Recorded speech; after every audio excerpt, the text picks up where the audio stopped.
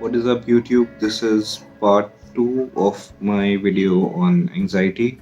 If you haven't seen the first part, I'll put a link in the description. It talks about what anxiety is in a very basic way, so you can check it out. In this video, we'll talk about some ways that you can deal with anxiety if you have anxiety, or some ways you can help someone who has anxiety deal with it better. So let's get started. So if you have anxiety, if you experience any of the attacks or episodes that I talked about in the first video, the first step which I believe you would need to take in order to deal with the anxiety is recognition, acceptance, and patience. So we'll call it a wrap. Right. So recognize that you have anxiety, like I have talked about earlier. I have anxiety, I know about it, I have been researching and reading about it for some time. And say when I'm having an anxiety episode, then the first thing that I focus on is being aware of the fact that it is the anxiety acting, and I'm not in the most practical place in my head right now. And I just try and get on with my day, focus on what I need to get done. I mean, the anxiety is always in the background, it's always in the back of your head. But you need to know that it's not permanent. You won't be feeling the same way all the time. You won't be feeling the same way in the next hour or the next day or the next couple of days. So you need to be aware of the fact that it's the anxiety acting. Have some kind of control on your mind, focus on what you need to do, and have patience. Let it go. It's an episode. It always comes and goes. So just wait for it to pass and try and focus on being yourself. Another way to deal with anxiety would be talking. Talk to someone you're comfortable talking to about the anxiety. It could be your family or a friend or whoever that. And talking about your anxiety will not let you bottle up a lot of the thoughts or feelings or emotions or whatever the anxiety is and whatever it is making you feel like. And talking about what you're feeling like, what's going on in your head, might allow you to have an outlet for all that negative energy or the anxiety. So this brings me to the next method I'd like to talk about, which is change. Is what you may need to deal with your anxiety might be change. Maybe you're not around the best people and they're triggering your anxiety, so surround yourself with better people. Maybe it's a place or a situation like your job or workplace or whatever. So if it's putting you in a bad place mentally, my opinion is that your mental health needs to be prioritized.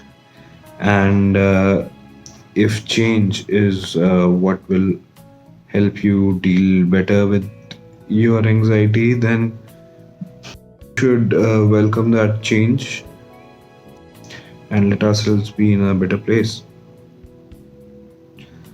Next, I'll talk about social media. There can be so many triggers on social media. I mean, we may not be in the best place in our lives at a particular point of time, or we may not be feeling too good about ourselves, and you might see a post or something, one of our friends on a holiday or getting married or getting a new job or into their dream school, and it might make us not feel the best way about ourselves or the place that we are in our lives, put us in a negative place. So take a break from social media. It's instant gratification, and I think we are very concerned about our likes and comments and followers and whatever. And if you feel like social media is taking a toll on your mental health, then take a break from social media. Next up is keeping your mind busy. So keep yourself busy, do what you like. It sounds like a cliche, but do what you like. Read a book or watch a movie or go somewhere. Do what you like. Just keep your mind busy, keep doing something. Exercise, be creative. If you have any creative talents, if you do art or music or write or dance or whatever, then do that. Maybe it gives you an outlet for all that negative energy. Yeah, just keep your mind busy. Don't let it focus too much on the negativity, on the anxiety,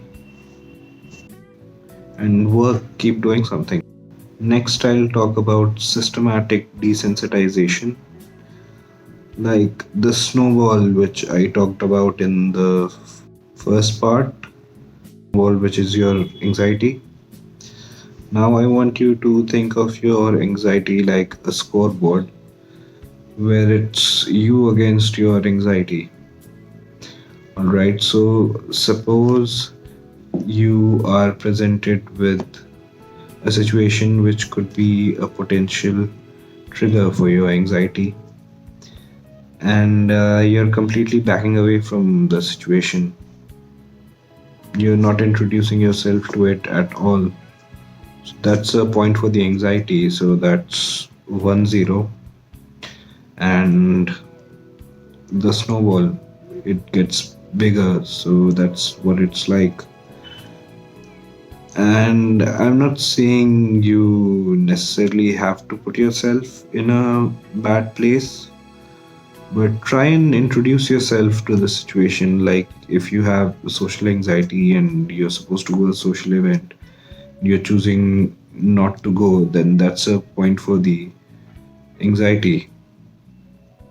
And suppose you go and you're introducing yourself to the situation and your anxiety starts acting up, then you have an option to leave and not put yourself in a bad place necessarily.